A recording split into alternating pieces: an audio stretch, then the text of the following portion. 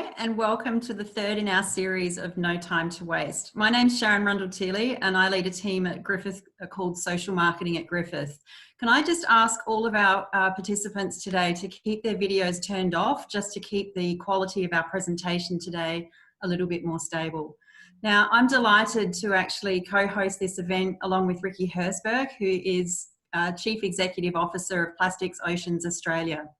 We've brought this series together to talk about an equal problem that we're experiencing today, and that is to tackle the plastic waste crisis.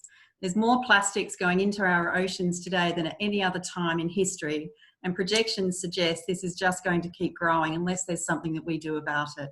COVID has only highlighted this for all of us.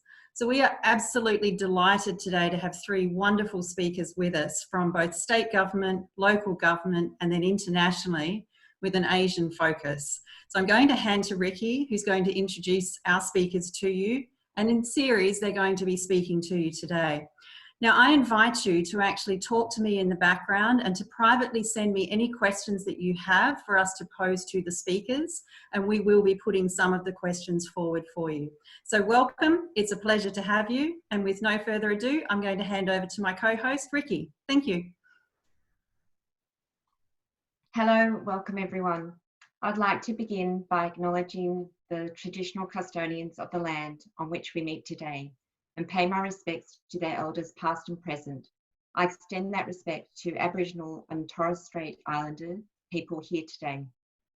Welcome to our third No Time to Waste webinar. This is our session 3 of the series.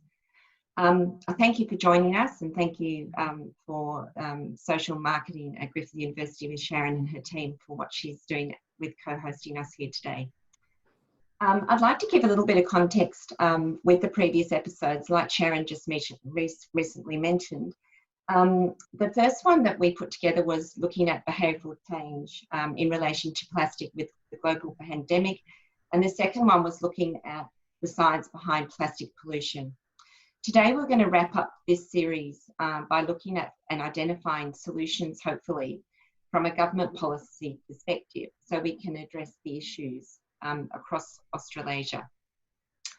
I'll be introducing each of our guests in order of their presentation. So our first guest today is the Queensland Minister for Environment and the Great Barrier Reef, the Honourable Leanne Enoch. If you, by the way, missed those the two series sessions before, you can go actually see them on our website afterwards and listen to them, and a link will be sent to you after this show is completed as well. It's now my great pleasure to introduce the Minister. The Honourable Leanne Enoch is Queensland Minister for Environment, the Great Barrier Reef, Minister for Science and Minister for the Arts. Leanne is a proud Quandamooka woman from North Stradbroke Island, and was elected the member for Augusta in 2015, and in doing so became the first Aboriginal woman elected to Queensland Parliament. Leanne is passionate about community development and social justice issues. As a mother of 2 sons, she understands how important it is to protect our state's most valuable asset, its natural ecosystems, for this generation and for those to come. Welcome, Minister. Hello, thank you very much, thank you very much for organising this webinar today around, what is an incredibly important topic. Can I begin, of course, by acknowledging the traditional owners of the lands on which we're gathering from wherever you are. I am on Turrbal and Yagara country here in Meanjin, also known as Brisbane, and I'm right on the Maewa River, the Brisbane River, absolutely pleased to be with you today. Can I also just acknowledge the other guest speakers that are on the line, and to all of you who are taking part in today's webinar. This is, I guess, an incredibly challenging and unusual time for all of us, and there are many pressures upon us as we manage the impacts of COVID-19 across our communities, including here in Queensland.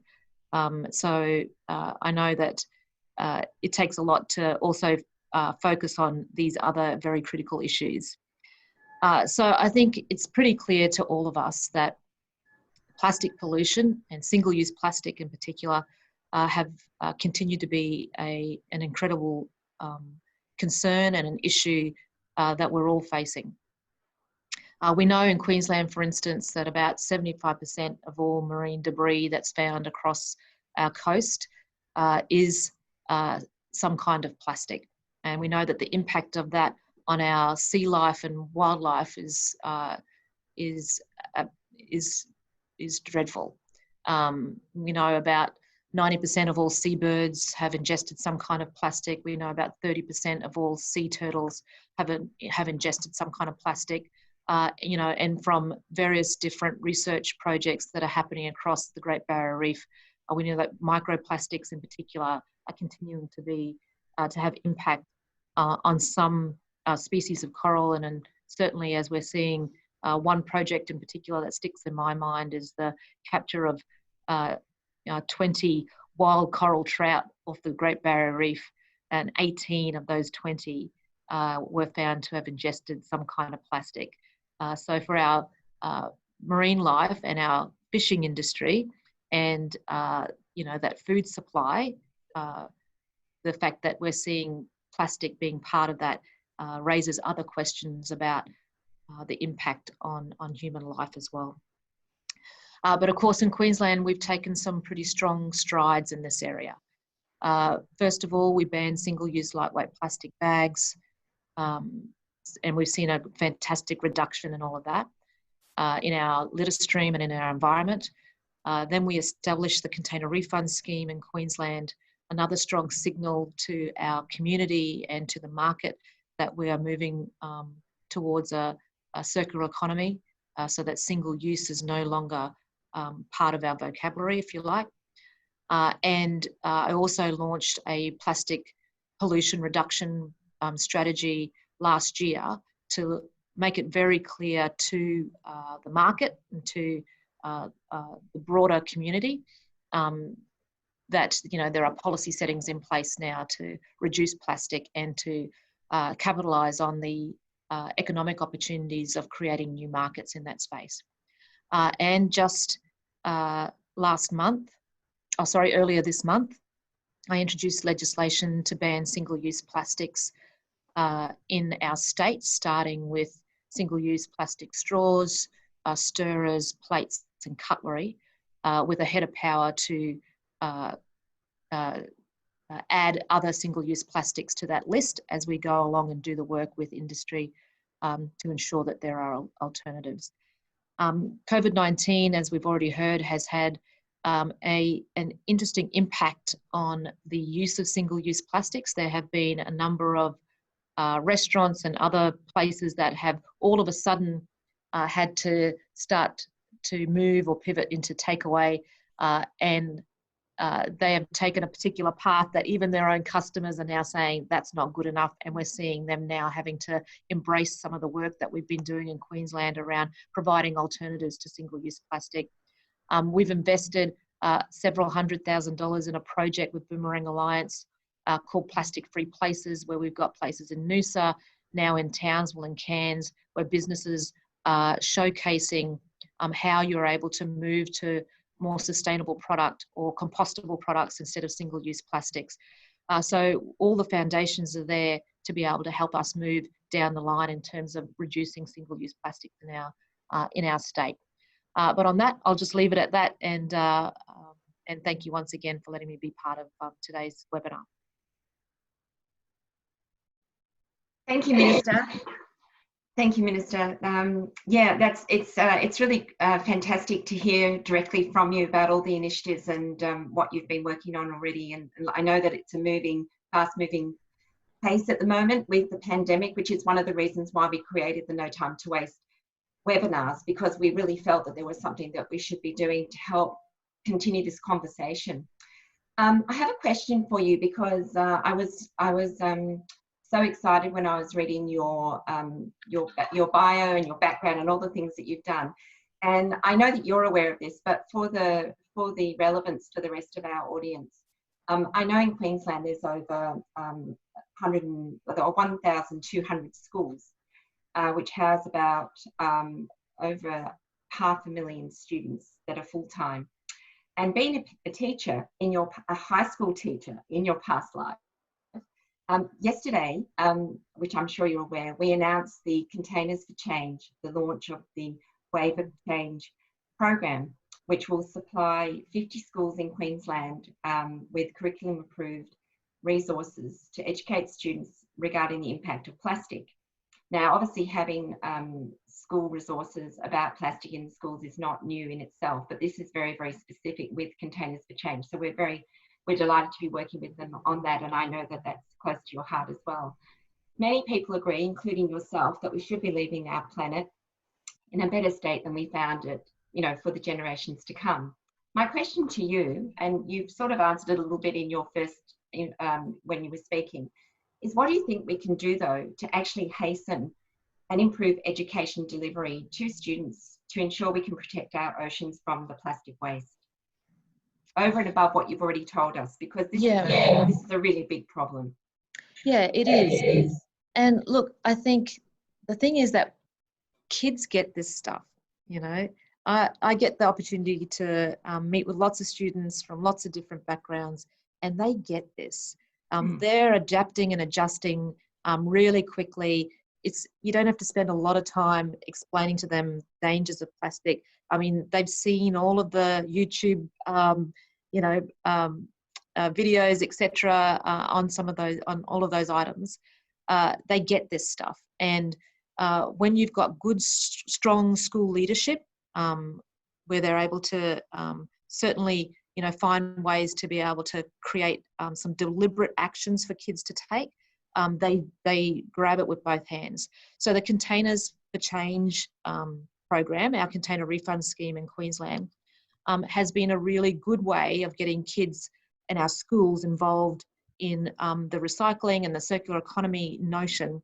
I was just at a school this morning who have also got things like they collect the old batteries right there in their own school to be able to, build that into their students' understanding of how they divide their waste and ensure that there's opportunities to recycle. We've got challenges happening in schools where students are challenging their own families to reduce their landfill contribution to just one small paper bag a week, and they're certainly doing that in their schools as well. For me, certainly I've been working with lots of community organisations that are working with schools. Schools are one place where we can do that, but we need to be able to take that great understanding that our students already have, and they demonstrate it so easily in schools. We need to be able to step that out into the community. And so through groups like, there's a great group in southeast corner of Queensland called the Tangalooma Eco Marines group, and they work with some, thousands, hundreds of kids, if not thousands of kids now, across all those schools, linking up all of those ideas. And I think that's a really important step to take, so that each school is able to share their ideas about the circular economy and about reducing plastic waste. They learn ideas from each other, and then they're able to share that with their broader community. For me, linking up all of that learning and getting it to spill out into our community, I think that's where we're going to see some really huge impacts in terms of understanding about plastic and why it is really easy. It is actually really easy to adjust and adapt. Kids get it. The rest of our community needs to step into that space as well. Mm-hmm. Thank you for that. It just confirms the program that we are working with Containers for Change with our schools program, and we've taken up the approach of reverse engineering, that it takes the children to change a village and not a village to bring up the children. And that's what we have found has been working so well. So that's really good to hear. Just one other quick question, and then we must move on. There's always a lot of talk, as you know, about jobs when it comes to changes with what we do with plastic and what's happening with plastic. Is there a way, do you think, that we can create jobs while also reducing plastic? Because people, of course, particularly now, are very worried about losing their job under any circumstance. But there's a notion that if we change that, because it's the recycling industry and the circular economy is a huge business. but obviously we want to stop plastic at the source, ideally. So do you have any thoughts or comments you could offer on that? Yeah, well, my view is that the sustainability revolution that we are in the midst of is a massive job creator. It is a driver of jobs. And of course, you know, with every revolution, there is going to be some angst about what change looks like and what it feels like with regards to industry and jobs. In Queensland, the Palaszczuk government announced a $100 million fund to look at building new industry here with regards to the waste industry and recycling, sorry. So, you know, in terms of the hierarchy, being able to really see where there's some investment opportunities to create new jobs, new industries that are part of the sustainability revolution. There's also opportunities in some of our traditional industries. So if you look at agriculture, for instance, and the very easy step from some of the byproducts of our agricultural sector to our ability to create fuel, and we're seeing we've supported some plants, if you like, in Gladstone, in particular, to look at how do you turn some of this bio waste into actual diesel or fuel to fuel cars. So there's a heap of investment around great innovation that's happening right now in Queensland to look at those opportunities to transition as this revolution takes place across our economy. But there's more to be done in that space. I think as consumers, we get the opportunity to really start driving this. We know that if consumers say we don't want to use, virgin single-use plastic, we want to see recycled items, or we want to see alternatives to plastic. As consumers, we get to drive the economic aspects of industry. So as a government, we've set the policies and we've set the strongest possible signals through a $100 million investment package, through our policies around plastic pollution reduction, through the re-establishment of a waste levy in this state to push stuff out of landfill and into the recycling cycle, if you like. All those signals have been sent out there, plus the investment. What we need is consumers to also demand that they want alternatives to plastic. And that they don't want to see, virgin single-use plastic in the products that they're purchasing themselves. Yeah, no, absolutely, and it all comes back to behaviour change, about changing people's habits from the bottom up, top down, etc. So, Minister, what I'm going to do now is thank you so much for answering those questions. I really appreciate that. We're going to now go on to the second speaker. So, actually, what you just touched on, I will be talking with David about, so that will come back and close the loop on that question about the waste levy. So it's now my great pleasure to introduce our next speaker, which is Mr. David O'Loughlin. David started his career back in 2003. There's a bit of a veteran here in local council. He's currently the mayor of the city of Prospect in South Australia, and this is his fourth time to be elected mayor. In addition to this role, in November 2016, David was elected the president of the Australian Local Government Association, the peak body, ALGA as it's commonly called, representing local government, including ministerial councils in the and the Council for Australian Governments, as known also as COAG. In November 2018, he was re-elected for a second term, a second two-year term. And obviously, he's a very busy man. He has a large and unique portfolio, and he still finds time, though, to follow his passion for design and architectural heritage, that Art Deco side of things, which is very interesting. And perhaps, David, perhaps this passion you have draws upon the skills that helps you find solutions in reducing the impact of plastic and becoming more sustainable within your own community and what you do at large. So without further ado, welcome, David. Yeah, thanks, Ricky. Thanks for having me on board. And just acknowledge that I'm on Kaurna land here in Prospect in South Australia. And we acknowledge their ongoing connection with the land. In fact, we named our brand new civic building in Kaurna language with just one word, one language, not two, called Bayindi, which is fantastic. And just acknowledge too the Minister taking her time out to speak with us today. It's terrific, and Queensland are doing great things. Look, the issue of plastic waste joins the whole range of waste that you learn about as soon as you sign up for local government. You learn how to talk rubbish fairly quickly, unfortunately, because it becomes a real mainstay of your work. There are two issues, though, that are emerging for local government, and they are cost. The cost of processing waste is increasing, and therefore always looking for solutions to that. The issue so much, and I think the Minister has really implored consumers to change their behaviours as well, and that is occurring. It's such an important part of the solution. Councils play a pivotal role in helping educate communities about what is the right thing to do or what the options are, and that's also playing a key role. Needs to tie in with other education from state and national levels. So let's just go through a few things that local governments are doing. I've got a few props here. I love a few props. Here's our bio bag. So one of our education processes is to tell people to get their food out of the landfill bin, put it in your little kitchen caddy, like here's ours from home here. I won't show you our waste inside, but put all your food scraps, get it out of landfill, get it back to the farmers in the green bin or your organic stream. That's working reasonably well, could do a lot more. In terms of the plastic stream, education is more varied because there's a lot of different solutions. So Southern Sydney Regional Organisation of Councils, 11 of them have signed an MOU setting out how they will buy products made of safe, affordable, high quality, recycled materials. So they're going to create demand for plastic to get back into the production stream.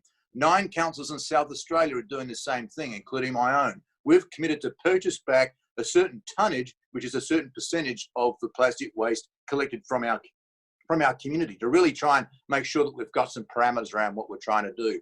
There's other things that are happening. Councils are going for single-use plastic solutions. This is one here. This is a different sort of tray from polystyrene. This is made of cornstarch. What's wrong with that? Just change everything to that. Or to PET. Some of these things just aren't hard. So councils pushing single-use plastics, councils banning plastics from public events is getting more popular. So we've got a whole heap of that happening around City of Hobart, City of Darwin, City of Rockhampton, my own council, other councils phasing that in, and some state governments. Elsewhere, councils are using plastics recycled to filter drains. So it's happening in City of Melbourne. Maribyrnong are using litter traps as well. Other councils are using recycled plastic in pipes for stormwater infrastructure. I think we've got Melbourne City Council using sea bins to try and get the litter out of the ocean, which is very pertinent to today's topic. We're also using recycled plastics in road surfaces. Most people didn't know. I didn't know. They've been putting plastics in our asphalt for years. Why? Because it's a modifier. It helps them lay the material, get it smooth and compacted properly. So what we're saying is, why don't you put recycled plastics in and have asphalt that's got recycled plastic in it? Who would know these asphalt samples have recycled materials in them? You wouldn't be able to tell them apart. If I bit them with my teeth, it'd still break my teeth. That's a really good way of using plastics. Totally emulsifies, doesn't microbead. The EPA has approved it in New South Wales. That'll flow across the country. New South Wales, Sutherland Shire Council are doing it. Lake Macquarie City Council are doing it. Port Adelaide Enfield Council are doing it in South Australia. This uses thousands, tens of thousands of soft plastic bags. It's great. Also, any bollards, any seats, any wheel stops you see made out of recycled plastic are all using soft plastics that come through the Coles and Woolies streams where you take them back to the supermarket. So councils are playing a key role in recycling and creating demand for products made from recycled materials, as well as we are helping introduce container deposit schemes and helping make sure that single-use plastics like soft plastic bags are phased out. Trying to get fruit and veg people to use these sorts of bags for fruit and veg. These bio bags, which compost along with your food waste, would be a great change to get rid of those soft plastic polyethylene bags out of supermarkets. Now, we're, of course, part of a broader movement here in terms of governments. We're working hard with the national government, the federal government, and also the state governments. We're part of we were part of the COAG, and we were part of the meeting of environment ministers. But at those two forums, we were able to put together the national waste policy, and we're also part of the waste export ban. But I have to say that those initiatives take a lot of energy to get going. They take a lot of coordination.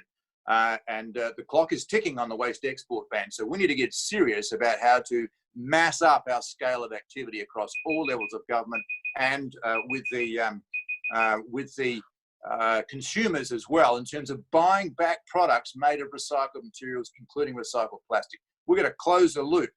So not just reduce it at source by using packaging such as, this one, don't forget APCO in terms of their membership of all the packaging organisations. They're doing great work in trying to convince their people to use different products to polystyrene, like recycled paper pulp. We've got to get more of that happening, and also whatever is in the waste stream, get it recycled, and that means creating demand and closing the loop by getting the material keep going through the economy a few times. Like PET can go through 5 times. Cellulose fibre from paper and cardboard, very well can go through the system multiple times. But at least that composts or decays at the end of the day. The real problem with plastics is it's like non-radioactive nuclear waste. It just hangs around and has a half-life of thousands of years. We've got to do a much better job working locally, statewide, nationally, and in every home and business across the nation. Thanks, Ricky.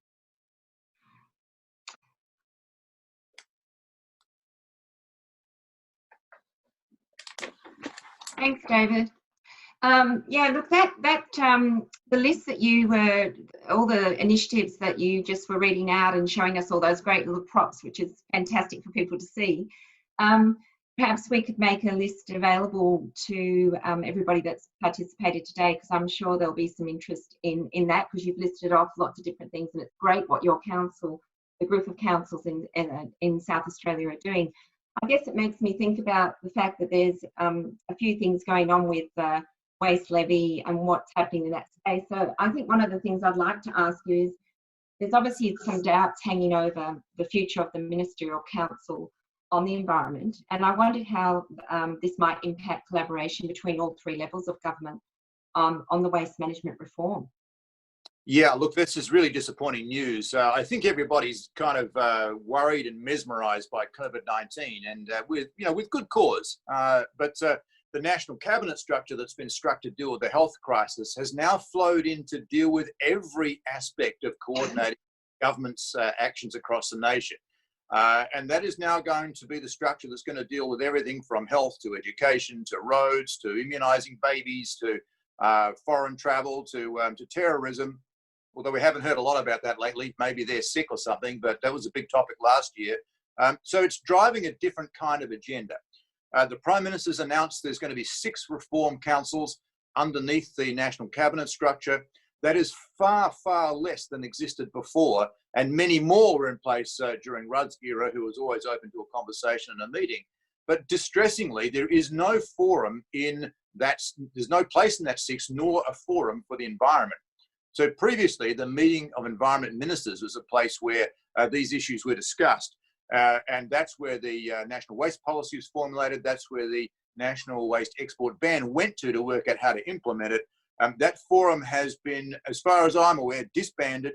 I've spoken personally to the minister and implored her to start it up again, and that is not going to happen at this stage. So I think every Australian would be really distressed to think that these issues, from educating people right through to implementing a national waste export ban, which is still in its infancy, are not going to be coordinated at the national level and won't make their way to national cabinet through the structure that's proposed. And furthermore, local government is not on that national cabinet structure. So we can't take our great examples nor provide the place for us to actually implement some of these ideas. And we think that's a lost opportunity at the very least. Well, maybe that's something that we can have as one of the takeaways today about a solution, because this is all about, this conversation that we're having today is about coming up with solutions and identifying things to help us move forward. And I guess that also brings me to the next question for you, which is every year I believe the states collect around $800 million in waste levies from local governments. Do you think the local governments are happy about this, and where are those levies spent? Yeah, okay, so we just had a report come out from the Australian Council of Recyclers. I'm sure that you can read that. There's a spreadsheet there of what the different states are collecting and how much of it's going back into recycling. Okay, so the number I've got circled there is $1.5 billion. Okay, And this number here, which is 38.9%, is how much of that's going back into waste and recycling activities. Okay, so state governments have got themselves really comfortable about taxing rubbish. And you would have heard from the Minister about how important it is to have levies to try and divert materials away from landfill. Well, we support that. But there is a point at which the levy gets so high that it's kind of just becoming a tax. And we've reached that point in a couple of states in South Australia. My own state of South Australia put the levy up 40% last year on the basis of some kind of environmental push. Well, the environmental push was announced by the Treasurer. So, you know, I'm sure listeners today would work out that it wasn't terribly environmental. New South Wales is going to collect over 800 million in waste levies this year. So if you live in New South Wales, you'd be really pleased to know that 80% of that goes into general revenue to pay for politicians' salaries and their cars and drivers, and only 20% of it goes back into helping fight waste and recycling. So this is a real issue, and there's two things that people should take out of this today. First is ask your council what they're doing about plastic waste and recycling and all those initiatives I spoke about. The second is ask your state politician what they're doing about the tax that's collected on your bins, and ask them where they're spending it and how much they're spending it on trying to solve these problems, which are now global problems and need to be resolved here in Australia. The waste levy system is becoming a rort. Queensland is the latest to join it, and thankfully they have committed to spending over 70% of it back in solving these problems. I'm proud to say South Australia tops that. I think it's about 73 or getting closer to 80% of the levy goes back into investing. But there are some states that are just, well, it's just not good enough. So this is bizarrely, Ricky, a problem where there's no shortage of money to solve it. We have oodles of money to solve this, and I'm really pleased that the federal government, Minister Lee, has come up with a $200 billion package that she's putting in partnership. So the states can't get hold of that money unless they put their own money to match it, and then industry can't get it unless they put their own third up to match it as well. That's the way forward. There's plenty of money. There's time to get on with it, and states need to get their treasurers to open up the purse strings. Very topical, and there's lots I could say about that, but we don't have time right now. We might open it up later. I've got lots of questions coming through on that. So what I'll do is I must keep to time. So David, thank you so much for your insights at the moment. It's wonderful to have you here as with all the speakers. I'm now going to move on to our last speaker, and last but not least, all the way from Apia, Western Samoa, which is one of my favourite places in the world. I would like to introduce our third speaker, Mr. Kosi Latu. Kosi, I know you've been unwell, so I thank you very, very much for being able to be here with us today. And I know you're not feeling 100%, so hopefully some really great things will come out of you being able to be here with us today, and I hope you feel better soon. So Mr. Kosi Latu is the Director General of the Secretariat of the Pacific Regional Environment Program, otherwise fondly known as STEP. I always say it wrong, and leads the premier intergovernmental agency for the Pacific environment. STREP was established by a treaty in 1993 to provide environmental technical support to the Pacific region. Kosi also worked for the Commonwealth Secretariat for 11 years in the roles of Special Legal Advisor, Deputy Director for the Legal and Constitutional Affairs Division, and as a graduate of Canterbury University, it's no surprise that Kosi is an expert on international environmental law, law of the sea, and financial compliance. So, Kosi, over to you, and look forward to hearing what you're going to say. Thank you very much, Ricky, and can I first of all thank the organizers for inviting SPREP to be part of this webinar. Can I also acknowledge the Honourable Minister for her contribution this afternoon, and also David, thank you for those enlightening comments and the passion. What I'm going to talk about briefly this afternoon is slightly different from what you've heard before from the Honourable Minister and David. I'm going to talk a little bit about what the situation is in the Pacific. Just to give you that, I guess, a different perspective in terms of the problem of plastics, particularly marine litter, from a regional perspective. I was so glad to hear David talking about the fact that for many of the states in Australia, there isn't a problem with money. There's lots of money. But if they're lacking in ideas in terms of how to use that money, can I put in a request if that is possible? Many of you have probably seen photos of islands, whether they're islands in the Pacific or islands in the Caribbean or the Indian Ocean, where you see just mountains and mountains of plastic just floating on the ocean. Or in the case of the Pacific, as some of you are probably aware, we have the record of having an island which is not only uninhabited but remote, but it has the most densest population, densest in terms of marine litter, which is Henderson Island in the Pacific. And the problem for us as a region, and I'm talking about the Pacific region, is that we have between 30 and 60%, roughly, most of the plastic that comes into the Pacific comes from outside of the Pacific. So we not only do need to address the problem at the national level, but at a regional and also a global levels as well. We can only do so much within the Pacific region.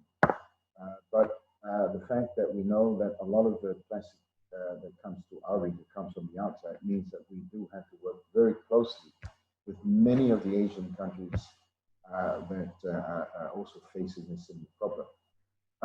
There is a distinct difference in, I guess, in terms of the context in the Pacific compared to what we heard from David and also the minister, and that is a lot of the issues that we're trying to address are constrained by the fact that in the Pacific we have a one flow of goods that come into the region, and there's very little going back. And you might ask the question, why is that so? Well, for many of the Pacific Island countries, we don't have the effective waste management systems that are present in Australia and many of the developed countries. So recycling is very minimal. So a lot of the waste that comes in that includes plastics, they go straight into the landfill. So if there is recycling, it will be very minimal. So that's part of the problem. The flow of goods that is happening in the Pacific is one way. There's very little going back. There's very little recycling because of ineffectiveness of existing waste management systems that are present in many of the small island countries. 2 years ago, the Pacific Island Forum leaders felt that it was time to do something about this, because it was really becoming an issue of concern, because it was impacting not just the landfills, but also potentially impacting our health, the issue of food security. We did a research on plastic ingestion by fish about 3 years ago, and we took samples from New Zealand, Samoa, Fiji, and Rapa Nui. And what we found was that 90% of the litter that was found in these samples when we cut them up was plastics. And the more you went east, the more plastic that you found. So very interesting outcome in terms of the flow of plastic. What we are doing in the Pacific to address this issue is we're trying to build on existing policy and legislative framework. We're trying to make use of what we have. And so the Pacific leaders 2 years ago made a commitment to address the issue by first dealing with single-use plastics. And so many of the countries are now put in place legislation and policy frameworks to address that. And they're now, not all of them, but the ones that are are moving fairly quickly in terms of addressing this issue. Now moving to the next step, which is the issue of packaging and so forth. I think that while these efforts are admirable, there's a need to actually look at how can we get the countries to deal with recycling. We need to really up our efforts in terms of recycling. There is a lot of emphasis on, what we call the five R's in the region, like, refusing waste that cannot be recycled, reducing, reusing, returning, and so forth. But that is dependent on an effective waste management system. So the policies are there, the frameworks are there. It's the infrastructure and the need for funding support for establishing effective waste management systems that I think is missing. There are things that are being done by the Pacific Islands in addition to having in place policy and policy frameworks, and that is some of the islands are now starting to go back to some of the natural solutions that are replacing plastic. So instead of for example, some of the restaurants, they're now using bamboo straws, which is quite innovative, instead of plastic straws. So small steps. But I think what's been really encouraging was the fact that these small steps are being established on the fact of using natural means or natural solutions, which of course are a good solution to the problem. There's definitely a role for moving towards, I guess, a system where we can actually insist on producers to be responsible, or the extended producer responsibility principle, because we think that that's important. But in addition to that, I think that there's an effort that's now, we're seeing it happening in the region, where there's a lot of effort working towards a circular economy, which is, if you combine with the 5 R's that I've mentioned before, together with education and awareness, I think there's a lot of work in these specific areas. The key thing is that our countries are starting to do something about it, but the gaps that I see are, of course, education and awareness in terms of behavioral change, the need to put more effort into working towards a circular economy, changing that whole concept of a one-way flow of goods where there's nothing going back, and getting the producers of these goods to be responsible by having an extended producer responsibility attached to these goods. And then the other thing that I want to mention as I kind of wrap up is the fact that many of the countries are now, we don't have levies, we don't have, many of the countries here don't have councils like you have in Australia, so we don't have the benefit of imposing levies like the councils do in Australia. But one of the things that we're now encouraging the countries to do is to put in place what they call container deposit levies. In some ways that will, so the money that comes in will help go into strengthening waste management efforts. But that's still very early days. And as I said, that there's a lot of room for improvement in terms of incentivizing private sector. Most of the private sector in the Pacific are small. And I think, I would think, David, that some of that money that you have, surpluses you have in the States, would think go a long way in helping private sector and also the communities in the Pacific Islands really ramp up their action. I'd mentioned in my earlier remarks that we can only do what we can do within the Pacific.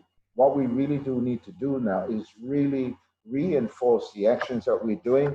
We're doing it through what we call the Pacific Regional Marine Litter Action Plan. But we need to do that in conjunction with working closely with the Asian countries, where the majority of the plastic that comes in the region is coming from. And so I think that's the next step, and that's part of the work that we're trying to build on in terms of existing policy frameworks. That includes regional, but also global frameworks. And so, so there's a whole need for us to try and fill in those gaps. But I think Pacific Island countries are trying to do their best. I think there's an awareness, there's growing awareness. We need more of that. And I think right now, what's also quite needed is the need for infrastructure and funding support to make sure that there's recycling, that there's progress towards working towards a circular economy, and that our people are made aware in terms of education awareness programs, so that we begin to see a change in the behavior of our communities. Thank you.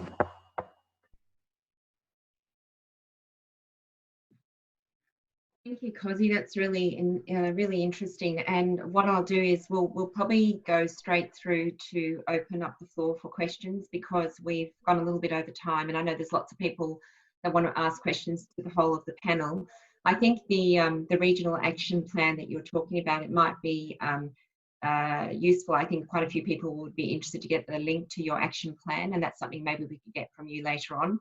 There's obviously lots to talk about with what you've been talking about, but I think if we open it over to the floor, there's obviously a lot of questions. A lot of people are interested to find answers to. So if you're okay with that, we'll just get started with some of the general questions. Hi everyone. So a generic question coming in that I've tried to summarise just to keep it nice and succinct, that I'd like to invite each of you to respond to, is how are some of the initiatives that are in place better able to support change? So initiatives you've all collectively spoken about are things from the government schemes and the investment, Leanne. David, how council could potentially be supporting small businesses.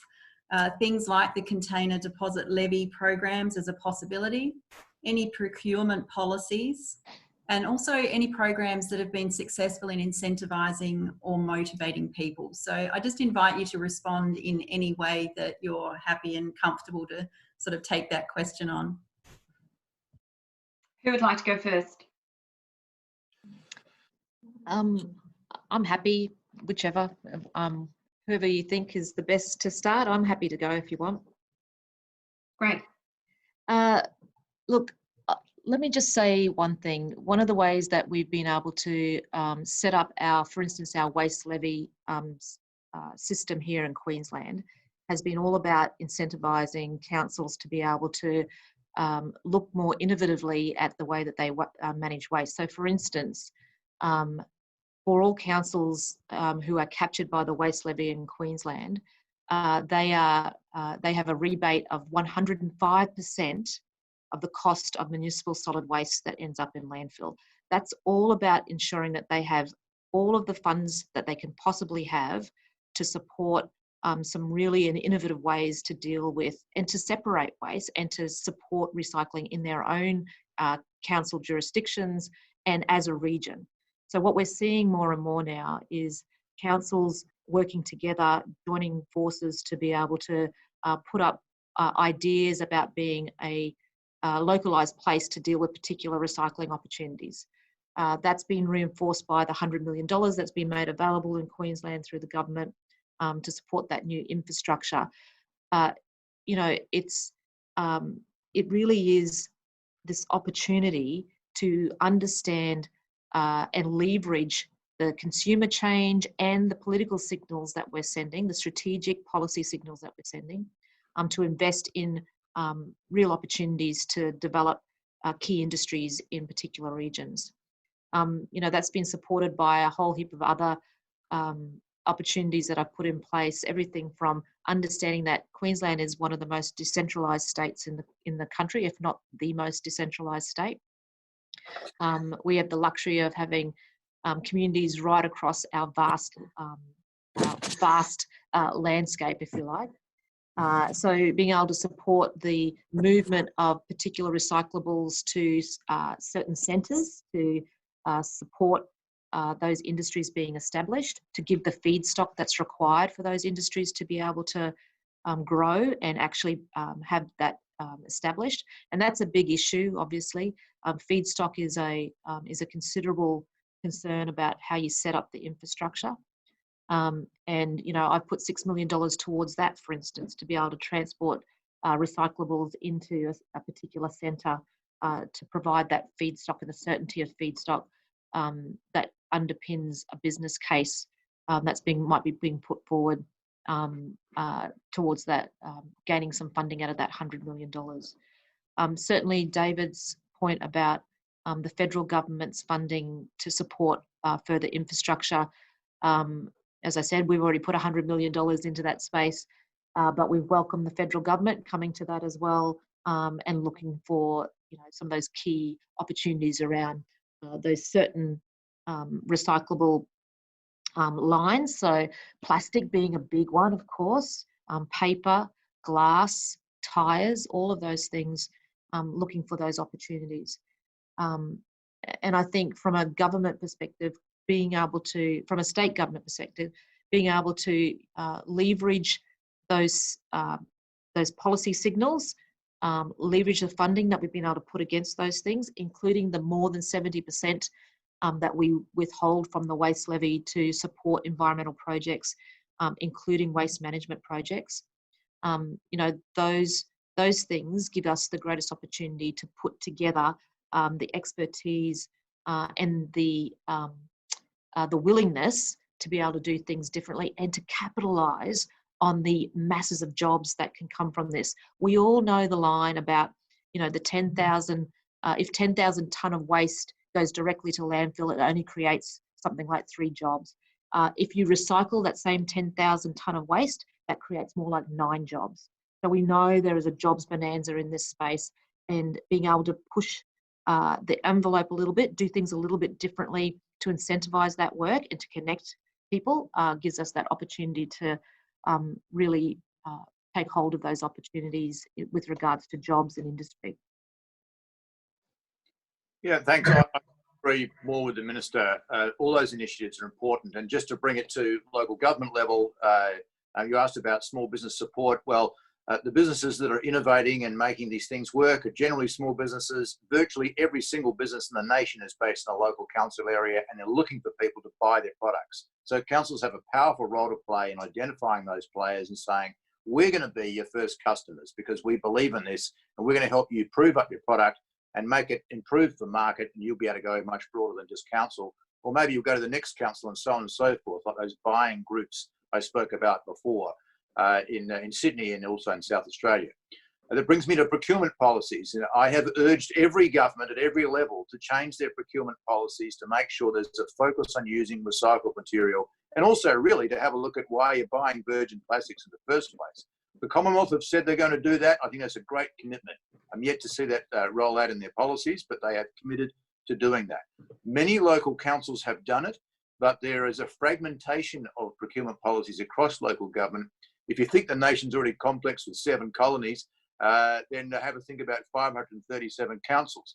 So those of you listening today, you feel free to write to your council and ask them what they're doing about these matters, and ask them if they have changed their procurement policy to have a preference for products that don't include plastics, or a preference for products that use recycled materials. It's a really good question, and often council officers feel a bit trapped by their procurement policies. They're not at the council meetings. They'll never speak to an elected member, but they've got to buy the seats, the bollards, the bitumen, the plants, the trees, everything else that councils need to run. And they rely on those policies. Change the policies, those staff will be a lot freer to do fantastic things. And finally, I think councils can play a key role in leading community discussion, leading actions, because we're a smaller scale. We can take those risks, and we do. So the vast, vast majority of asphalt trials, there again, there it is, I'm not going to use my teeth on it, right? This stuff has been used by local governments all across the nation, and state governments are only just now starting to get to it. And in fact, they're starting with rubber crumb additives, which is okay, that's fine, before they're doing the plastics. We're just begging and imploring every level of government to get on board with getting plastics into asphalt. Asphalt already includes fossil fuels.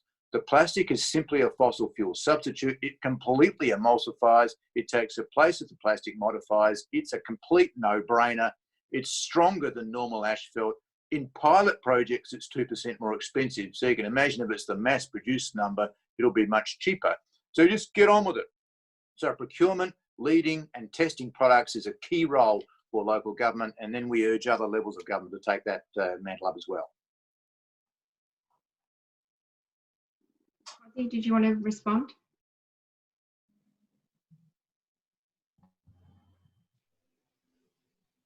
Ricky, if I could just respond, I want to pick up on the last point that was made by David on procurement guidelines. So last year we had Samoa hosted the Pacific Games, One of the things that we pressed the government here as the host was to do exactly what David said, and that was to make sure that vendors were now following a procurement policy which made it mandatory for them, whether it was food or whether it was water, whatever it was that was needed in being procured, that there was a mandatory requirement for recycled materials. So the impact of that is that the government, after the Pacific Games, then has now made it mandatory for its own government agencies when procuring for events that the preference would be for recycled materials. So we begin to see that with a big event like that, it's now had a knock-on impact in terms of the way the behavior of government entities, and so we were quite pleased with that. And so that's something that we're pushing, beyond just the government entities, and I think that this is where the role of small businesses in the private sector become really, really important. I've mentioned that there is a contextual difference between the Pacific Islands and Australia because of this, the size of Australia and the state of its development. And I see a really big role for small businesses. The problem that I think many of the Pacific Island countries are finding is that they're not able to resource or incentivize the private sector, who can actually do a much better job than most government agencies. And so that's something that I think is a gap. And I think that if the private sector were to be incentivized, I would bet that they would contribute to a lot of the kind of outcomes that the Marine Litter Action Plan envisages. So there are these gaps. So I think the role of the private sector, small businesses, I think, are so critical, even for a region like the Pacific, not just in terms of recycling, but also in terms of creating jobs. And I think that that's a very positive way forward. Thank you. Absolutely. Thank you very much, all three of you, for responding to that question. Now, it's clear to me there is no, of all I've heard so far today, there is no one answer of what we can do. We have to work together, not alone, and all of the state, local government, federal government, state, and the region definitely need to be working together as a team to come up with ideally one unilateral policy would be fantastic, which is one of the reasons we wanted to put together this seminar today. I know that the Minister has to jump off in 1 minute. So what I wanted to do is make sure that I could say a huge vote of thanks to you for coming on today. I know you've got an incredibly busy schedule, Minister, and we really, really appreciate having your insight. And there will be a lot more questions that will come from this to you, and we hope to really keep the dialogue going. And if there was only one quick one-word answer each one of you could give to me, to the group, about what's the one takeaway action we could say that all three of you, we can go away and say we're going to work towards, what would that be? And I know that David and Cozy, because we've got quite a few questions, may stay on for a couple more minutes if people do still want to ask some questions. But as far as for the Minister, I know that you do have to leave. So thank you again so very much. And if you do want to leave us with what's one action that you'll take away from what we're talking about today, that would be fantastic. So procurement is something that I've talked about at the national level quite a lot as well. So that will continue to be my next frontier, if you like. Certainly putting in the policies, sending the strongest signal to the market has been a part of Queensland's story around single-use plastics in particular. But procurement is the next frontier, and if we can work between all layers of government, I think we can nail that one. Fantastic. That's fantastic. Thank you so much, and I'm sure everybody will join me in saying thank you so much for being on today. Yeah, I'll add to that, Leanne. You generated much chatter and conversation, so from our part, thank you. Thank you. Bye-bye. So David and Cozy, what would be your one word to take away? So the Minister said procurement, and interestingly, we're doing a huge amount of work in procurement with our work in Plastic Ocean, so that's fantastic to hear that. What would you say, David? National coordination. I don't think the average Australian would expect anything less. Polystyrene that comes in boxes from offshore is governed by the federal government. The type of plastics used by supermarkets that are, they're used by national companies. The national government has a role, and we've worked assiduously for 3 years to get the federal government to come to the table and recognise that they have a role and that they don't actually need to bring a lot of money to it, but their leadership at the national level is pivotal. But they can't alone. State governments control most of the regulatory framework. They've got all the money from the waste levies, so they're an important partner. And as I said, local governments, we are present in every part of the nation, and we're the ones that are the most innovative, the most forward-leaning, the ones that can trial products and the ones that are closest to the community. So coordinating that nationally is what everyone would expect, and that's what we'll keep pushing for. Yep, fantastic. And we're right behind you with that, but I don't want it just to be national. I think we need, that's why COSI's here with us. It actually needs to be the South Pacific region, which includes Australia. And that's what we need. We actually need that big policy that's for everyone. It's not just for Australia. COSI, what do you think? I completely agree with that. And one word I would use would be innovation. We talk about incentivizing, private sector, and talking about recycling, talking about creating jobs. To me, that speaks of innovation. If we can encourage our communities, to get into using natural solutions. I gave an example of even in the restaurants where we don't see any more of the plastic straws, and we're seeing bamboo straws. We're seeing natural solutions that are being used. Small steps, but nevertheless innovative. And that's what you need to do. You need to start with the small steps that are innovative, and hopefully that will have a knock-on effect into some of the greater things. Yeah. Well, banning single-use plastics just unilaterally across our area would be a really great way to start. But obviously we can't do that overnight. I wish we could, but that would be a really good one. So I think if we have, Sharon, if you have any other questions that you wanted to put forward, I'll then do a little wrap up so that we can finish on time with the rest of the speakers. Just one last question to pose out to David and COSI, and you can take this and answer in any way that you can. How else can we drive effort to get towards a coordinated action plan? Because I see that as quite important. And across some of the conversation today, so twofold, what are we doing about the one-way flow of manufacturing? So David, you pointed that we have national, international supply chains happening, and how else can that actually be tackled? So probably two questions.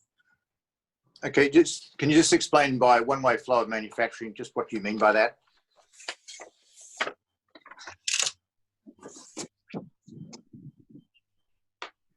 Sorry, Sharon. You're on mute.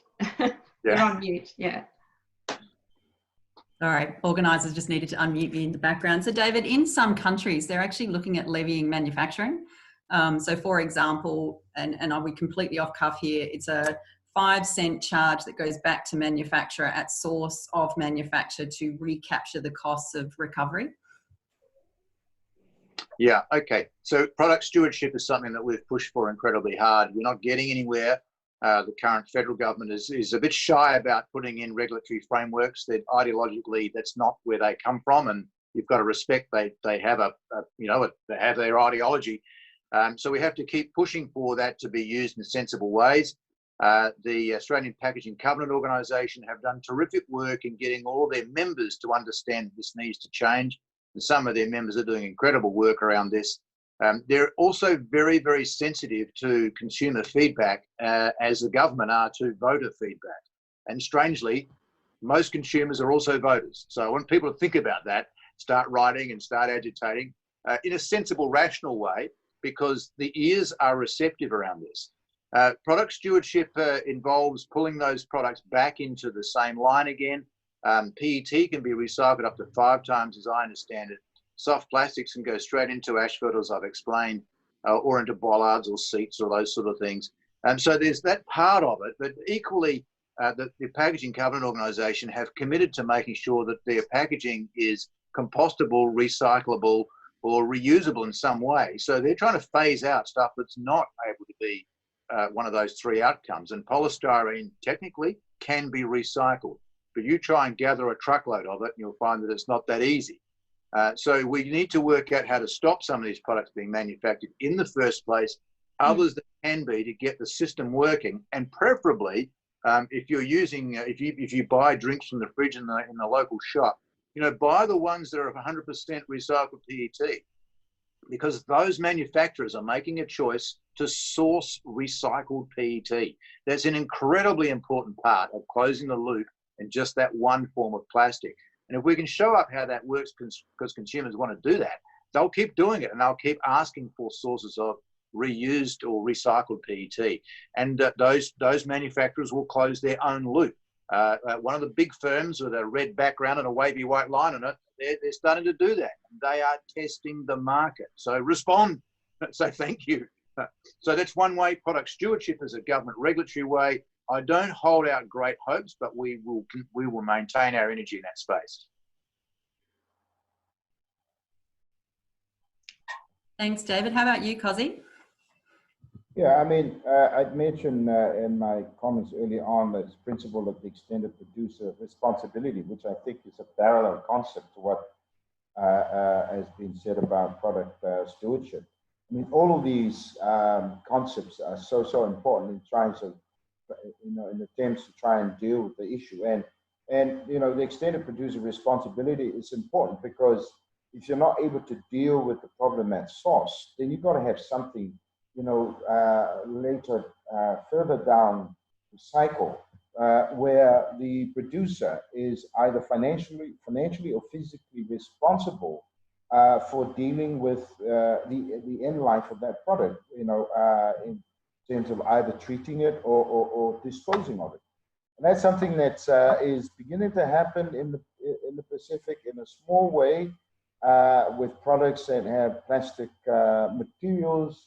For example, we've struck an agreement with a company in New Zealand that manufactures photocopying machines that contain plastic materials, and they're happy to take these back at the end of their life. And so they're different. I think there are different ways of dealing with the issue. I think the issue, one of the issues that was mentioned just before about a one-way flow of goods, I mentioned that in the Pacific that's the case. We're seeing just a one-way flow of goods, white goods, goods with plastic materials, but nothing going back. And so we've got to try and deal with the problem at the source, you know, at the source. And I think these other principles that we mentioned have been mentioned earlier about product stewardship and also extended producer responsibility are also an important part of the range of solutions. You've got to tackle the issue from at different stages, because you know, you know, if you look at the industry, some are open to the idea of being part of the solution, some are not, and so you've got to look at different stages of the whole cycle where you can actually bring in some of these solutions. Thank you. Thanks, Cozy. Thanks, David. Wouldn't it be wonderful if we could dream back to the many decades ago where there was no plastic anywhere and your islands never had anything coming one way or two ways going back and forth? And I think it'd be fantastic, Cozy, if no goods were shipped to the islands that were packaged with anything to do with plastic around them, in them, on them, because at the moment there's no infrastructure for you to do that recycling and close the loop. And David, although I know that you're a strong advocate about the recycling, there is a point where you can only recycle a plastic product so many times, and then it still, as we say, it doesn't break down, it breaks up. So that's great about the roads and, you know, using alternate products for roads and that side of it. But we're at the moment, we have got just millions and millions of extra tons of single-use plastic because of right now with the pandemic globally. So we are actually really racing against time to try and find solutions. And incineration is not always a great way, because then we have the air pollution as well. So we could go on, I know, a long time with this conversation, and there's so many things to explore, but I just think it's really important that we do have this conversation. And on that point, I think I better wrap up so that we can finish by 2:45, because I know that was all the time that you gentlemen had as well. So I just wanted to say a big thank you, firstly, to Sharon and the team. They've done an amazing job working behind the scenes to co-host, to get this on for us. And it's been really fantastic to have all the speakers on and being here with us. And I appreciate, you know, with time differences and people coming from all different parts of the world. And we've got a huge a number of people watching today. With there being so many things happening in this space, it was very clear to us that we've been asked to continue on doing the next series. So the next series is going to be in September, and we're actually going to be focusing on speaking about the microplastics issue, and that's going to be spearheaded by an international TED Talk science speaker called Matthew Shrimpman, who's actually created a film called Plastic in the Air, which is, he hosted that in conjunction with us, with Plastic Oceans Australasia and UK. And also very well known to a lot of people about his advocacy for single-use plastic change is Senator Peter Whish-Wilson. So we will be having those two and a couple of others, but I'll leave that surprise up my sleeve for you to hear next time. But just watch the space. You'll see all the information updates from us on the Plastic Oceans website, as well as the link to this podcast, so you can get information on that.